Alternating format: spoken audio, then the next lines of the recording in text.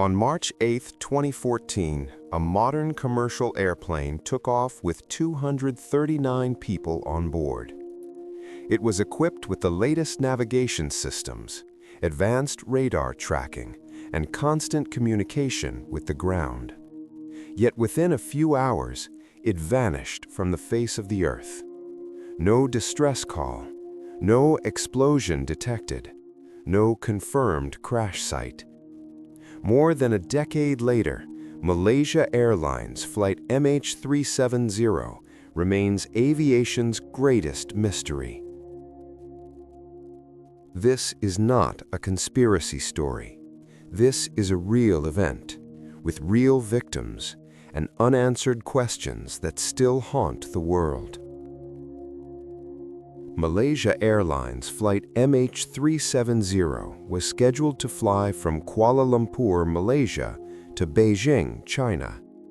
The aircraft was a Boeing 777-200ER, one of the safest and most reliable planes ever built.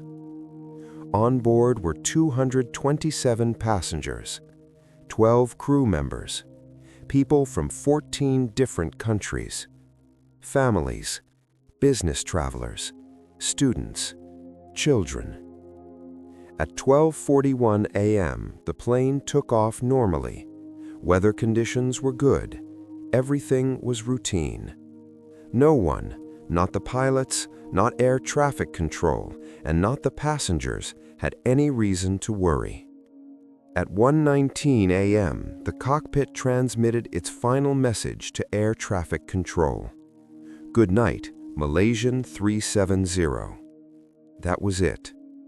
Moments later, the plane's transponder, the system that allows radar tracking, was manually turned off. This single action changed aviation history forever. MH370 disappeared from civilian radar, but the plane was still flying. Military radar later revealed something shocking. After losing contact, MH370 changed direction. It turned west, crossed the Malaysian peninsula, and flew back over the Andaman Sea. Then it vanished again. Satellite data later confirmed something even more disturbing. The plane continued flying for approximately 6 more hours, which means one thing. MH370 did not crash immediately. It flew, silently, into the unknown. What followed was the largest and most expensive search operation in aviation history. Over 120,000 square kilometers of ocean searched. Multiple countries involved. Advanced sonar technology. Deep-sea robots. The focus was the southern Indian Ocean, one of the most remote and hostile places on Earth. Years passed, millions of dollars were spent, and still no main wreckage was found. In 2015, debris began washing ashore. A wing fragment was found on Reunion Island. Later pieces appeared in Mozambique and Tanzania. Experts confirmed these parts did belong to MH370. But here's the problem. The debris told us where the plane ended, not how it got there. No black box, no cockpit voice recorder, no final answers. Theory 1. Mechanical failure. A catastrophic onboard fire could have disabled communication systems, but it does not explain the deliberate course change. Theory 2. Pilot involvement. The captain was experienced and respected, but investigators found flight simulator data that matched a route into the southern Indian Ocean. Still, there was no suicide note, no warning signs, and no definitive proof. Theory 3. Uncontrolled ghost flight. A slow cabin depressurization could have incapacitated everyone on board, leaving the plane flying on autopilot until it ran out of fuel.